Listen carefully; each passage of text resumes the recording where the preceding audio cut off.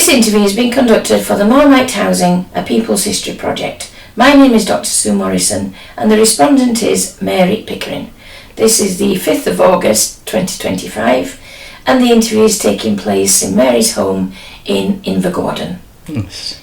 Thank you very much for agreeing to be interviewed for this project, Mary. Much appreciated. It's a pleasure. For the record, would you please confirm your full name? Mary Pickering. And would you mind telling me just the year that you were born in? 1937. Thank you. And where were you born? I was born in Glasgow in 440 Gallagate. Wow. And you now live in Invergordon? Yes. Right. Could I take you back to your early life? Yes. What are your earliest memories? Well, my father managed to find us a flat in Steps just before the war started. I had no idea about the war because Steps was a very small village and we were in a flat of our own above the shops in Steps in Cumbernauld Road, quite a wee bit away from the main village. But that was where we started off. That's where I remember being, because I must have been just about 1 or 2 when we went there. And it had an inside bathroom. There was a close-up to it, and it was above the grocer's and the cafe. And it was quite a big flat, really, so we were quite fortunate because there was a bathroom in it and there was quite a big kitchen with a set-in bed and then 3 bedrooms. So just after that, my father met an Italian family who were standing in the street below. And they had bought the cafe, but they had nowhere to stay. So he invited them to come and stay in our spare bedroom. I don't know that my mother was really pleased about it, but I have a feeling that the couple of shillings that he charged them for rent included a fire, because I used to see my mother carrying the embers from the fire through to their bedroom. Now, they had quite a big family. I won't mention their name because they're still in Glasgow, I'm sure. But they moved and they bought a house next door after a few years. And they had about 5 or 6 of a family. And I don't remember very much about the mother of the family, but the father was called Tony. And they had a cafe and the chip shop.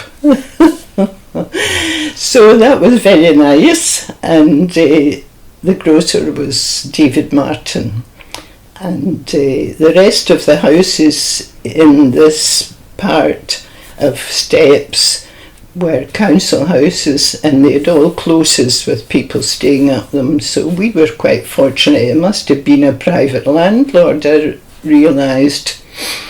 And the police station was at the bottom of the road. So that's my first memory of being in Steps, and I loved it. It was a lovely place to stay, and the community was lovely too. And then my aunt Alice, who was younger than my mother, her mother had died by that time, came to stay with us. And she was married from our house in Steps, and I was a flower girl, and by that time my mother had produced another little girl called Irene, and when I was 6 and Irene was 4, we were both flower girls at my aunt's wedding. So we all stayed in this house, and the Italian family must have been there too, because they mostly stayed in the shop down below.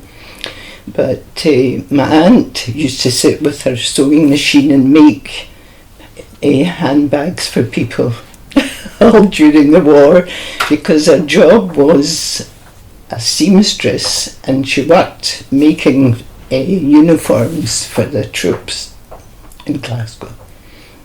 Was that a paid job?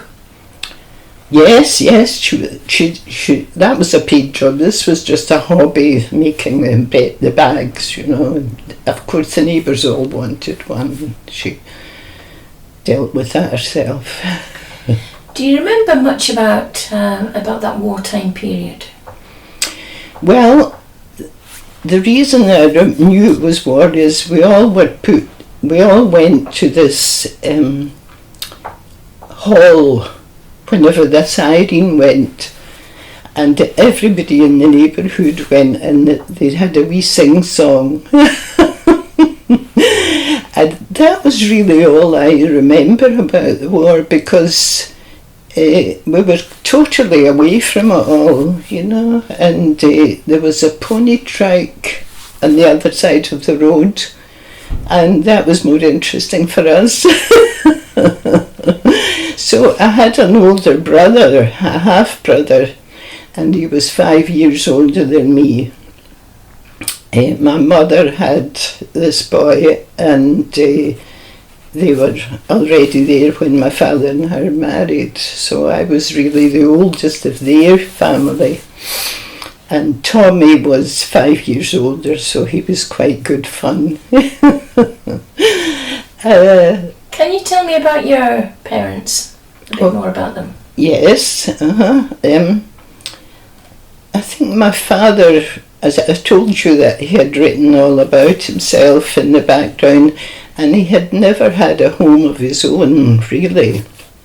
So he was a joiner, and I think he was employed by the railway at the time they were married, and this house in Gallowgate must have been part of what they owned, something like that happened anyway. I can't just remember. These are the kind of questions you wanted to ask your parents when they were alive. My mother had about 7 children, and I think she really, like all the other women in working class families, she was really overworked, you know. And when they came to steps, I think she was quite pleased, but really, when I look back, she had a lot of steps to go up to the house and a lot of steps to go down to the wash house, which was down in the back green. Now, she went up and down these steps with bags of washing and baskets, but there was a laundry also in steps, so she used that too. I think they called it a bag wash. And it was still a lot of work for her, because she had another daughter while we were still there. As far as I remember, my sister, she's dead now unfortunately, Alice, and she was up and down all these stairs, and she must have been pregnant at the time, you know. So I felt sorry for her, but she wasn't all that happy, and we were always keen to do everything to please her, you know. My dad was away quite a lot by that time, because he was working on the ships in the shipyard in Govan. And he sometimes told us about it, and then we'd take us to see. I think the one ship we did see launched was the Coronia. And our lives were around that when he was working in the shipyards. And he introduced us to all these new materials. They weren't allowed to take anything, of course, but he had wee chips of things he would bring and let us see them, you know. And then he was sent to the shipyards in England, and quite a lot of the time he was away, so he used to send letters and parcels, of course, but he left her alone a lot, you know, and every time he came home, she had another child, you know. So she had a hard life, Anyway, we soon moved. My aunt got married in, I think it was 1943, something like that. And we moved because we were on the list for a council house, and we moved to Pickering in Bishopriggs. And it was just wonderful for my mother because there was a back and front door and there was a garden and she could hang out her washing, but she still kept having children, you see, so I was the oldest, so one of my memories of my mother was helping her with the washing, putting it through the wringer and rubbing in the scrubbing board. And I feel my dad was away quite a lot at the time, but he was working very hard and he was a good provider, you know. So these were my memories. My mother had a very bad pregnancy. It was very difficult for her, and she had a little girl who had cerebral palsy, and she died when she was 4. And that was a very terrible occasion because I was at home alone looking after 2 of the children, and I was about 16 about the time, so that was a difficult time for her. My mother never really recovered from the grief of that. She looked after that wee girl who could do nothing for herself, and took her away to physiotherapy twice a week, and my dad and her used to do exercises with her to try and keep her limbs free from closing up, but to no avail. She started with these little petit mal, it was called then, and little fits, and she was in Mearnskirk when she died. So that was a big blow to my mother. She never really recovered from that. And my father kept going. He was working away, and then he got a job as an extra job. He had 2 jobs. It wouldn't pay very much for him, in the church in Glasgow, in John Street Church, which was just off George Square. And he was the janitor there. He used to go in and keep it clean and do all sorts. And that's where Keith and I were married, in that church. So that was the way they were. But my father always was very good to us, and he had a very nice nature. And he used to take me to the barrows on a Sunday, and he took me out quite a lot because my mother was always busy with other children and I was the oldest, and we had some good fun, but he was a very good provider. You know, he was a good father. He used to bring big bags of fruit in for us to take, you know, and the things must have been difficult for them too, you know. However, that was what I remember about them. And my mother died in her 60s, and she was terribly ill and with nerve problems and in and out of hospital, and it was difficult. But however, my father stayed on, and he didn't die till he was 85, so he was in a wee house in Denison on a bottom flat eventually, and he was very good at looking after himself, but he still worked away doing small jobs for people, you know, putting in window ropes and different things in these old houses, and he would go around helping. And I think he had wee cards made that he was a joiner, retired, and he never stopped working. He had overalls on all the time. But my mother didn't have an easy life, She didn't put herself first. She looked after everybody else, and I suppose that was the way people were at that time. There was a lot of big families around us then, and I had just started nursing, so I was able to give her a wee bit more help than usual. The hospital was very close to us, Stop Hill. Would you tell me about yourself and your career, please? Well, I started off leaving school and going to Logan and Johnson Pre-Nursing College in Bridgeton.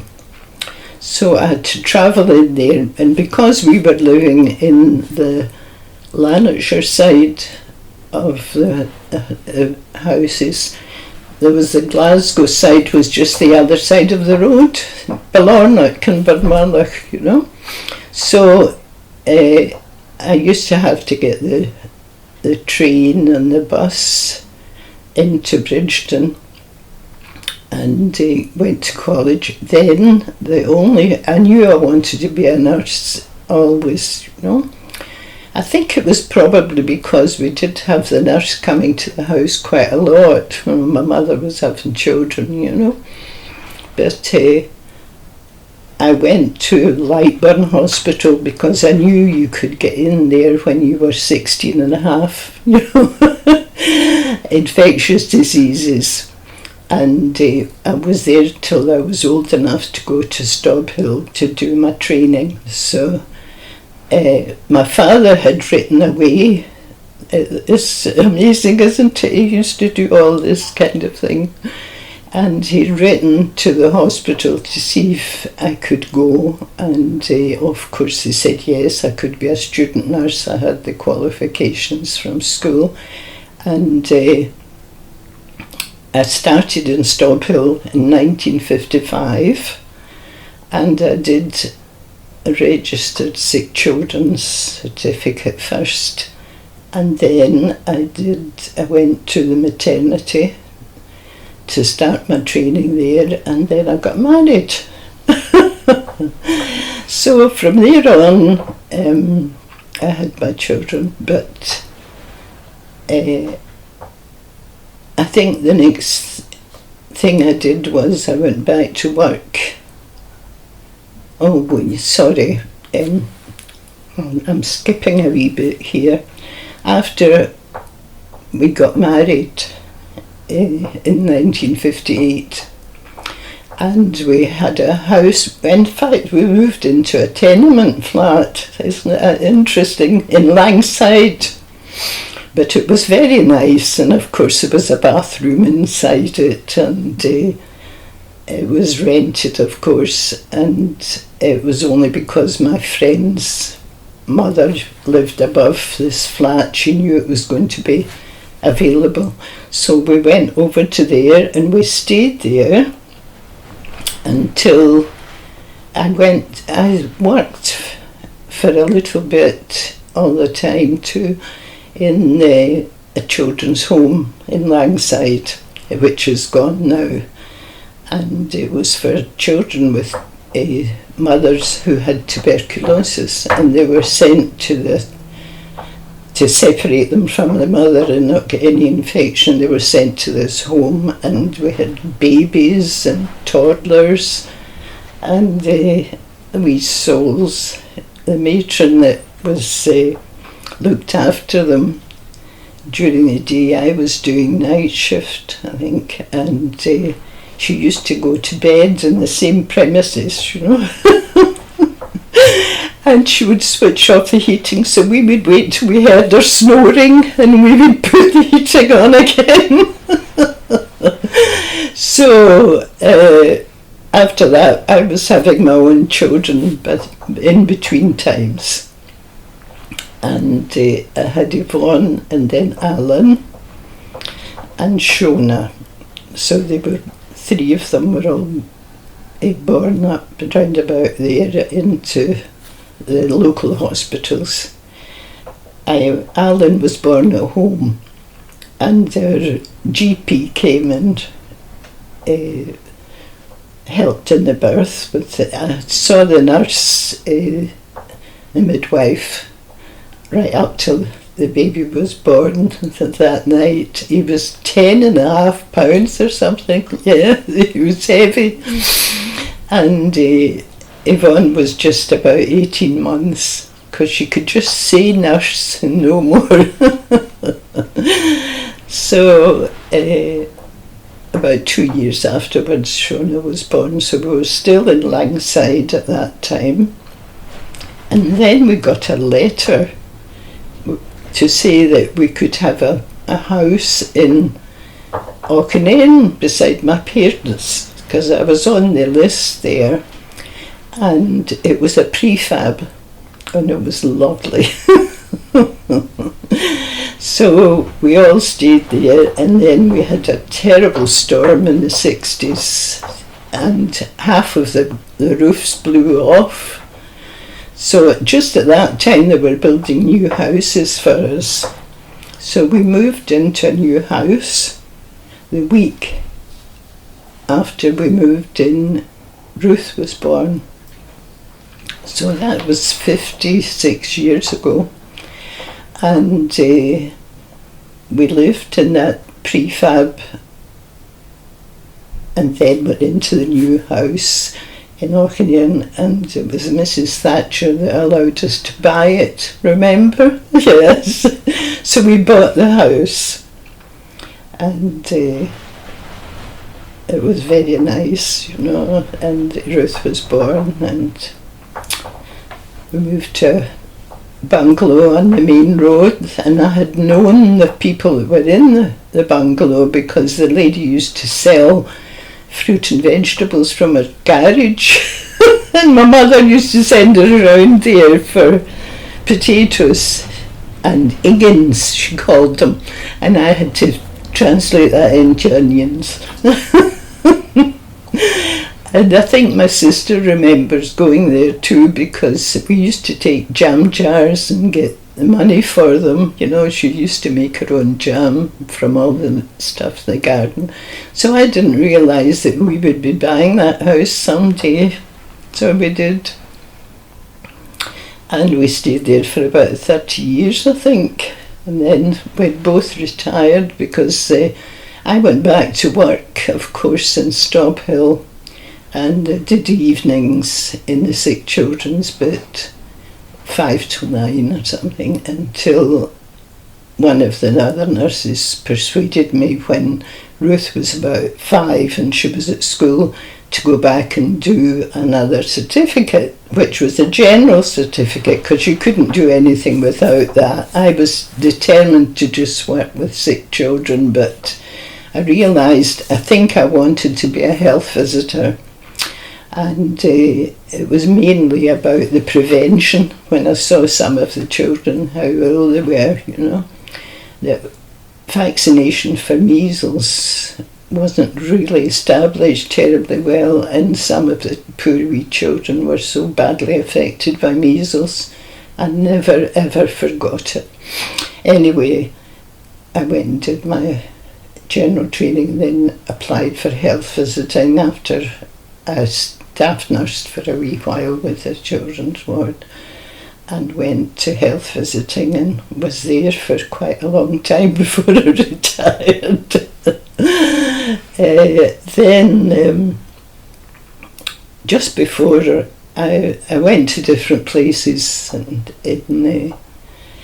as a health visitor, and the first place was Easter House. It was pretty busy then, because it was a new scheme that was opened. Then Shettleston, all the places that you knew that were needy, and Postle Park. And then I got a job as a liaison health visitor with Stobhill Hospital, to be with the sick children's part and to commute back and forward with the health visiting teams and let them know when any children were coming into hospital and going out of hospital, so it was a liaison job. And then I thought to myself, I'd like to go back to proper health visiting, so I went to Cumbernauld to work. And shortly after that, 2 years I spent in Cumbernauld. I was tired of driving back and forward, and I saw a job appearing in Glasgow, but it was in the genitourinary clinic, so that was quite different. And a lot of my clients that I saw wanted to be the secrecy there, you know, because there was a lot of gay men, and I hadn't realised there was so many in Glasgow. And I became very close to a lot of them, very friendly. They were very nice boys, and retired from there. So that was that. I was 55 when I retired. Can I take you back to steps to the house? Yes. Could you describe it for me? Yes, Well, you had to go into the close, and it took, you know, the closes in Glasgow where, well, it had a door on it, this one, it was quite secure, and you went up a stair and up another flight of stairs, maybe about 6 or 7 stairs, and the house was there, and so we were on our own. We didn't have anybody else in this close, and it was quite nice. And then inside there was a large hall which we called the lobby, and a bathroom on this side with a big bath in it, and the kitchen was just along the lobby a bit, and in the middle between the bedrooms and the kitchen and the bathroom there was a big coal cellar, and that was a great thing to swing in the door.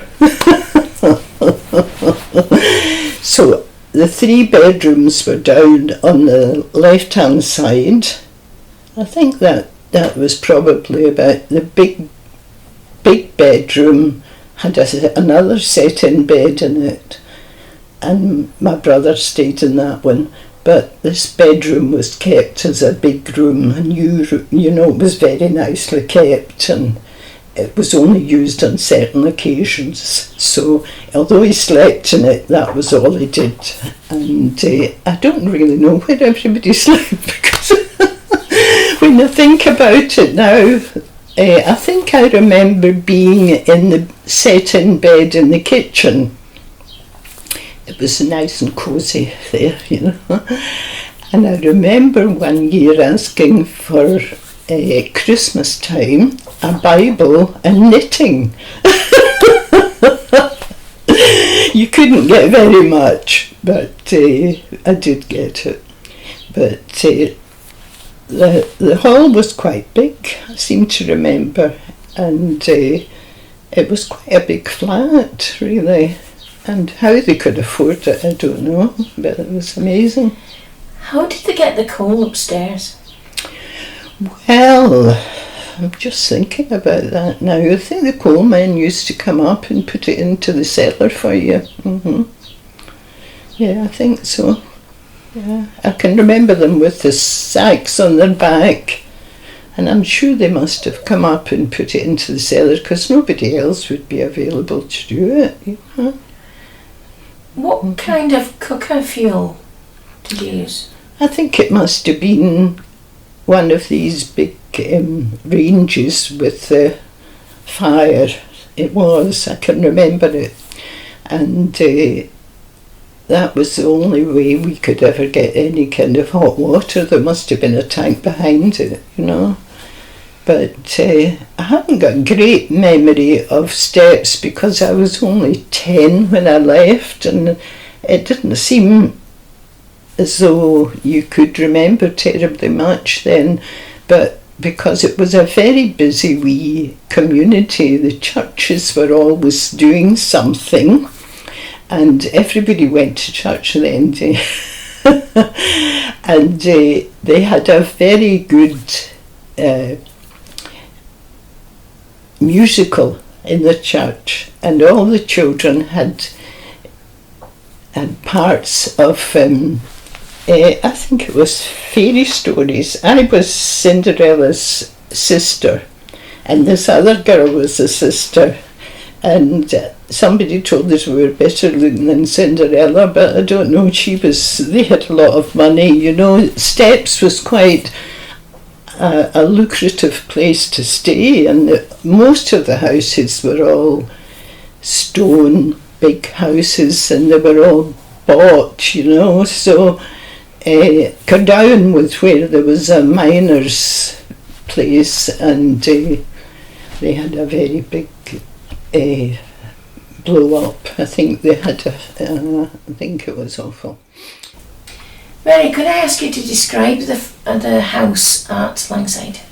Yes, we were on the second floor, I think, no, the third floor, and it was a very nice house. It was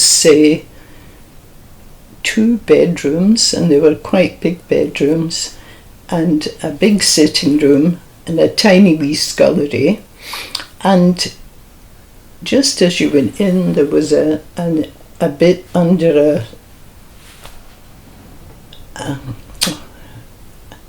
a window just at the top of the stairs, and the cooker was in there. So every time I had cooked anything, my neighbours across the way, they were terribly nice, used to love the smell of chips because they were older, you see, and they used to say, "Oh, it's a great smell, that." Anyway, we had very nice neighbours. We were up that stairs, and Keith worked in the slaughterhouse in Denison. He was a butcher in the RAF, and he used to have to get up very early to go out, because if you didn't get there you were sent home again, you know. So it was quite a long way from Langside to Denison, but the slaughterhouse was a good job that everybody wanted. Anyway, Langside, the house, it was quite a nice house, and we hadn't anything in it. We had to furnish it completely, you know. So my dad helped with that. He was very good at helping out, and he used to buy special clothes on birthdays and things for the children too. He was very good. And he came over and visited. My mother came over quite a lot, and we had the neighbours were all very keen on the children, because there was no children in the close, you know, and they were all very nice. And I don't think there's anything specific I could tell you much about that, except it was a very nice neighbourhood. There was a lot of Jewish people around, because that was where they stayed at the time, but I didn't know much about that. But my friend who I trained with in Stobhill, her mother and father lived above us, and they were terribly keen on Yvonne when she was a baby, because they'd had no grandchildren yet, and she used to go up and visit them, you know. She was just a wee toddler, of course. And I think we were very happy there. It was a very nice place to stay, but it wasn't our house really, you know. And when I got the letter to tell us to go to Auchinleirn to a prefab, I thought it was wonderful. Can you describe the prefab for me? Yes, it was, they were supposed to be temporary housing, of course, you know, and we had a very big garden at the back. It was very nice, and I think there was 2 bedrooms. It was terribly compact though, because there was a toilet separate from the bathroom, and quite a big kitchen and quite a nice living room, and it was very nice. I think it was quite easy to look after too, you know. So we were at the end of a long path off the main street, and there was maybe 2 on each side of us, and we were at the end, you know. So it was nice enough, but it was very nice to get a new house when we needed it. Did that have full electricity? Oh yes, yes, It had everything. I don't think there was anything that it lacked. They were all very well built, considering they were supposed to be temporary, but quite a few people I notice have made them into permanent housing, and I can quite nostalgic when I see it, you know. Do you remember what kind of heating it had? I'm just trying to think about that now. What kind of heating? I'd need to ask my husband about that. I couldn't remember. And from there you moved into another house, sorry, to remind me. Sorry, I moved just further down the road to a set of new houses, and this was a brand new house. It was actually semi-detached, but it was very nice, and a wee garden at the back, and it was a cul-de-sac, so we could park our cars just. There was a small garden in the middle of the area and houses built all round it. So it was Kinnear Place, I think it was called. But I still keep in touch with an odd neighbour that's left there. You know, it was very nice because the children all grew up together, you know. And after they all went, we looked for the bungalow and found it and bought it, and Yvonne got married then, you know, so the children were quite big by that time, and Shona went away on Operation Raleigh, and Alan went to Cheltenham to GCHQ, and he worked there and for a wee while, and then came back up and trained as a teacher in Jordan Hill, and he's always been a home person, you know. So he worked in Springburn in the Albert Secondary School, it was called then, but at Springburn Academy now, and it was wild. So when he came to the Highlands, we had moved by then, of course, and he came and he looked for a job and bought a house here. So. And you, 2 other daughters as well? Yes, well, Yvonne was the one who was married, and then Shona was the one who was in Operation Raleigh, and she came and stayed with us when she came home, but she was more independent. She went and got herself a job and went off on her own to another house, and she made a lot of friends, you know. So she did quite a lot of stuff. She was very good with her hands, like her dad, you know. Mm-hmm. So if Ruth was with us most of the time, because she was just 7 when we moved to the bungalow, I think.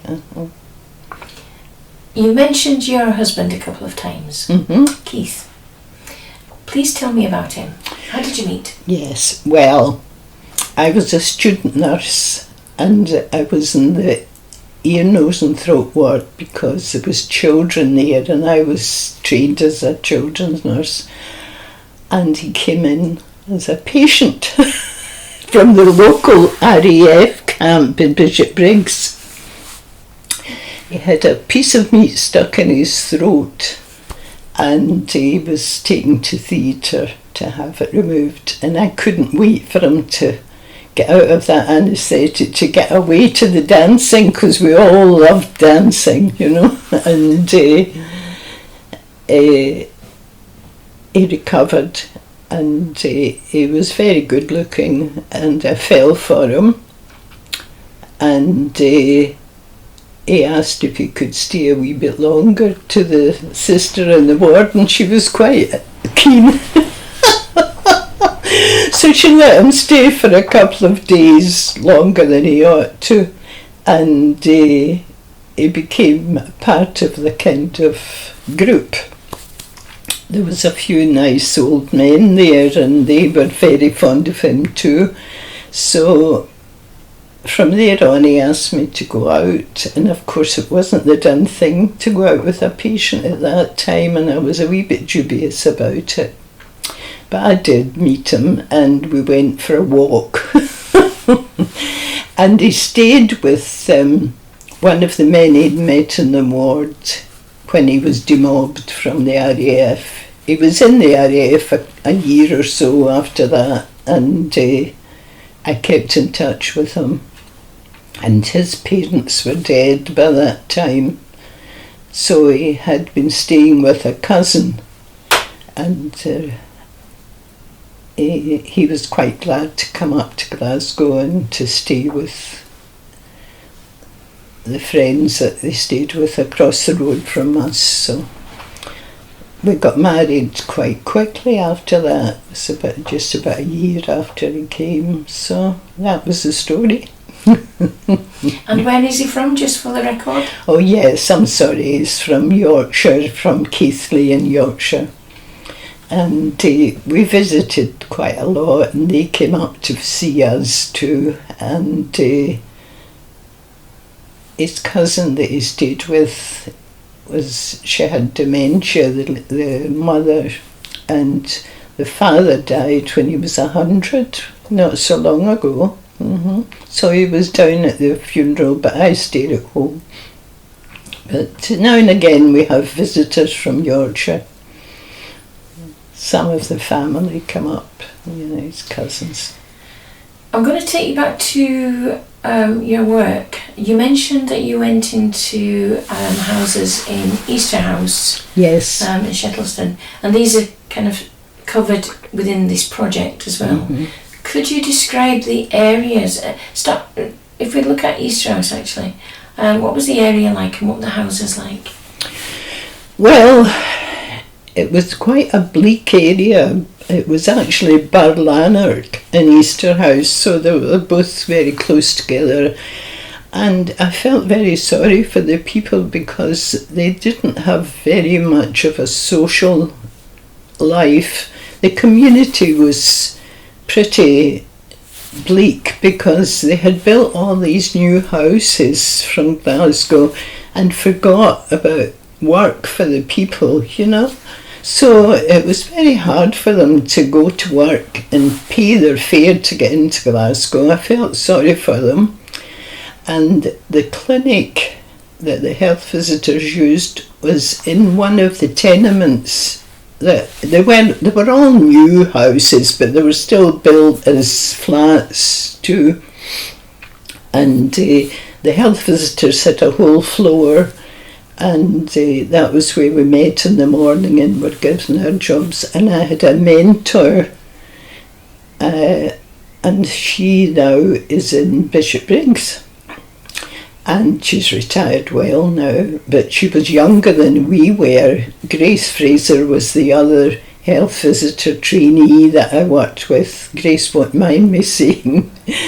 And we both had to write a dissertation about a couple of the people that we're with, and that was taken as part of our training. So I had to go and visit an older man who had a heart problem and make sure he had every kind of help that we could give him. And I think, I can't just remember the other one because I didn't realise I was going to be thinking about this, but Easter House itself in Berlanner, I felt very sorry for them. There was pubs there, but there wasn't anything really for the women to go to, or I think there might have been a couple of churches that were quite involved in helping people, but the health visitors were very good, and they were worked very hard, because going to visit the babies and the children there, I was only there as part of my training, so I wasn't working on my own at the time. I used to go out with one or two different health visitors, but they were hard working, because it was a terrible place to live. I thought it was anyway, because I felt the people had been moved from the folk they knew round about them and put into this new housing, which was lovely, but the men were without jobs half the time, and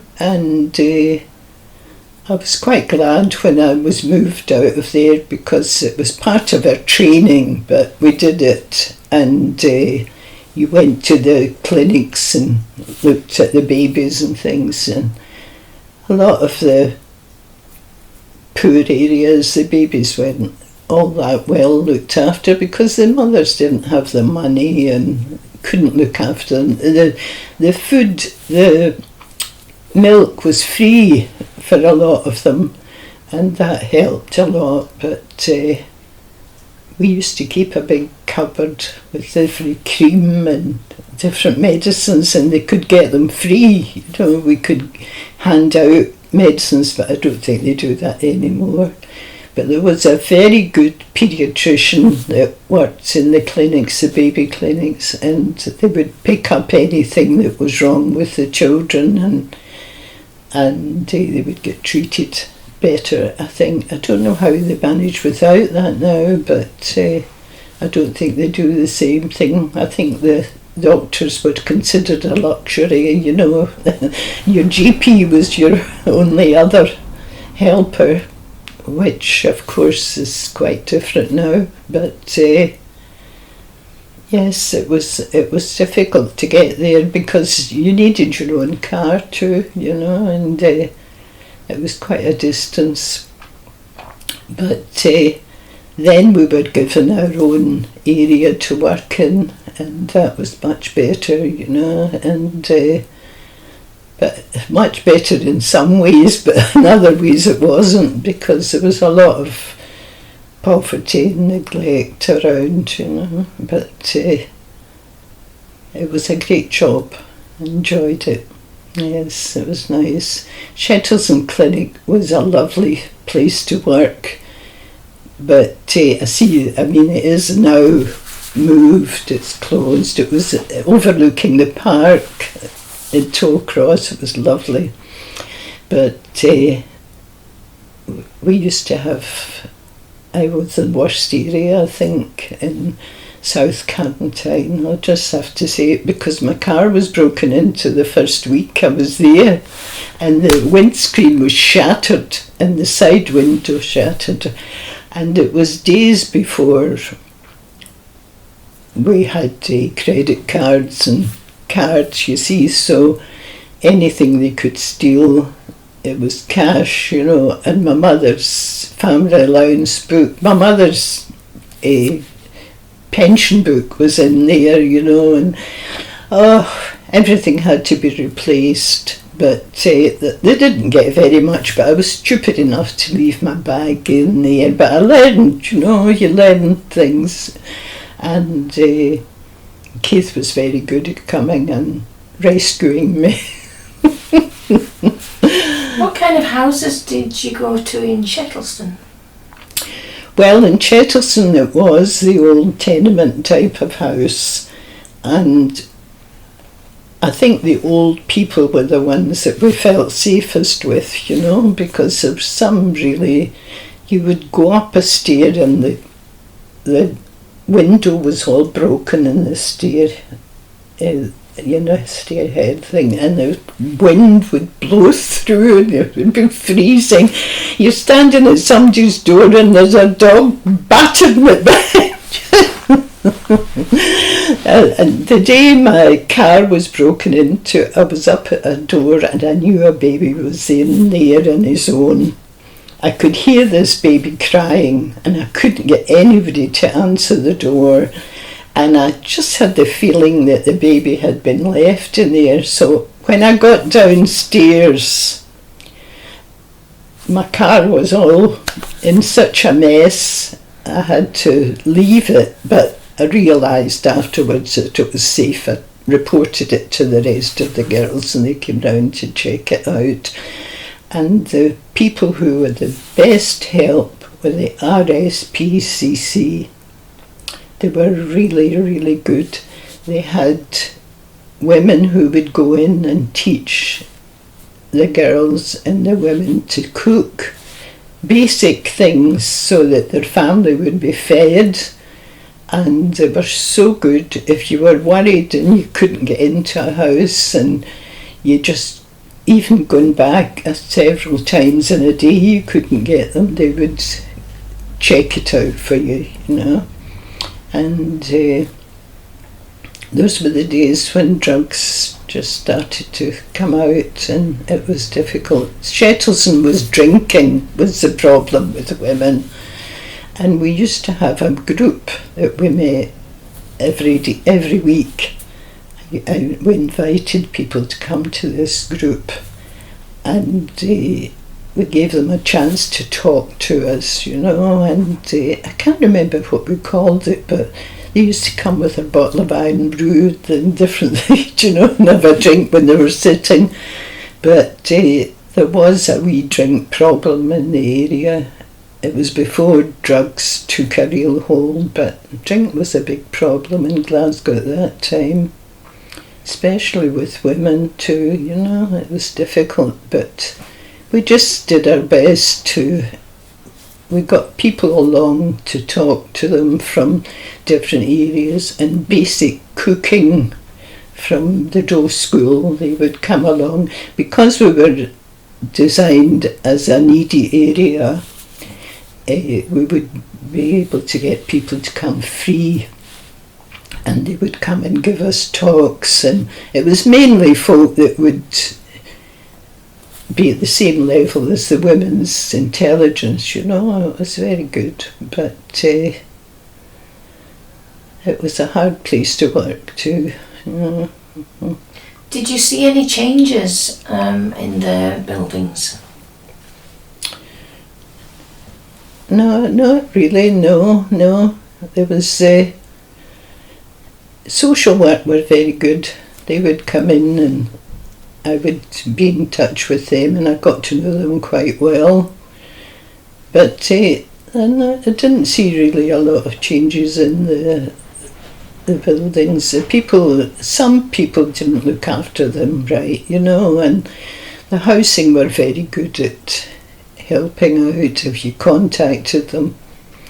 But there was people living without fridges and things, you know, and it was difficult for them. Some of the older people used to put their milk out in the windowsill and different things like that. It was hard for them. But Puzzle Park was the next place. It was Denmark Street Clinic that I worked in, and that was much worse than it was in Shettleston, you know. Drugs started to take hold and it was hard work. It's difficult to remember sometimes, but once they started to put gates up on the closest, you would never be able to get in, you know. It was very difficult, and every house had children in it. Not every house, some of them, most of them, the ones we went to, had children with different names from the mother, you know, and it was quite difficult because we had every child who was born under 5, we were sent the details of them and sent the records of them, and we had to make sure we went and visited them regularly as we could. And sometimes you came on horrifying positions, and it was difficult to not to worry about them. So it was very stressful at times. Did you notice any change over time? Not really. I noticed in Postle Park, I was watching a programme about it, and I think there's still a lot of problems still there because it's a bit far from town, and we found that a lot of our customers stayed in the same area. They never went very far, so they were getting charged a lot more than they should have been. Oh, it's many years ago now, but... So the shops were more expensive? Oh, yes. Mm-hmm. Were there many shops? Oh, there was quite a lot of shops in Saracen Street in Postle Park, yeah. But Shettleston was quite near the main street too. It was quite a good shopping area. But what about Easter House? Problems. And Easter House, of course, I don't think there was many shops there. No, I don't think the people were really catered for in the area. Although there were very hard-working staff in that area that helped as much as they could. I suppose it is much better now, of course, but it wasn't then. Mm-hmm. Have you ever been back to those areas? Well, before we left Glasgow, I did go around some of them, but the Carntyne area of Shettleston was still pretty poor, And Easter House, of course, they had the big mall, and that's changed things a lot for the people. And I think Postle Park are still much the same. I don't think there's much. There was a big gasket factory, but that closed down, of course, and that took away a lot of the workforce. But there's not much work really. There'd need to be. There's enough too many drugs about. It's difficult for them.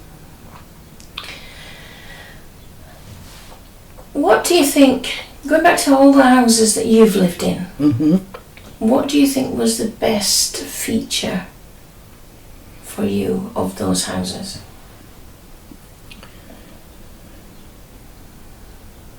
I think probably the heating, the heating system was probably the best thing that I remember.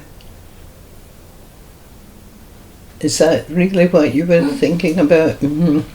Yeah.